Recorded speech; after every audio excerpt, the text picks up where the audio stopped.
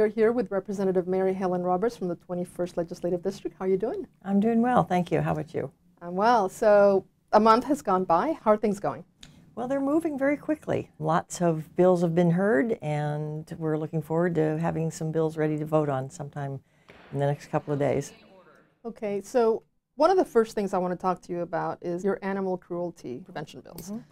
There's been a lot of noise on Facebook and Twitter and even the newspapers. You know, people are concerned about their animals. And you have two bills in particular that people seem to be very interested in. Well, I think we need to begin by noting that Washingtonians care about animals. And we have a good structure of laws that address issues of animal cruelty. And the two bills that I have sponsored are filling in some blanks. One of them looks at the issue of selling animals in public. And that's both an animal protection and a consumer protection bill. How is that? Often animals that are sold in front of the grocery store have not been raised purposefully. It's part of the not thinking through and not having pets spayed or neutered. And so often these pets come forward with a sense of, oh, we've got to get rid of them.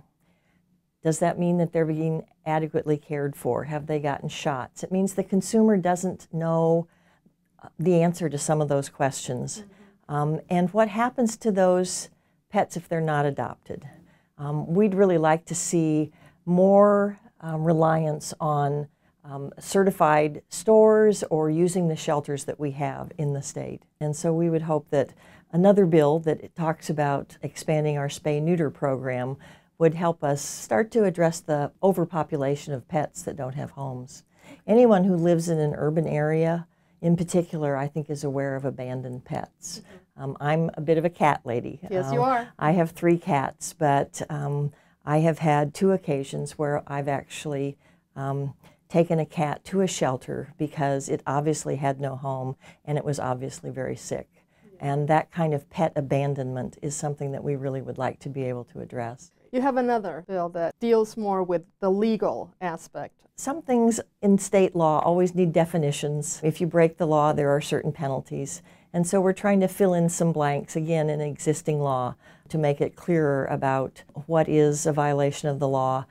In the law in the past, it said if your pet was not adequately cared for because you lacked the resources, that we wouldn't consider that a crime. Well, there are too many places that you can turn to if you have an animal that you can't care for. And so we don't think that's an acceptable excuse to allow an animal to be underfed or not adequately cared for. We're also all aware, I think, of situations where an animal may be left locked in a car, and particularly in summer.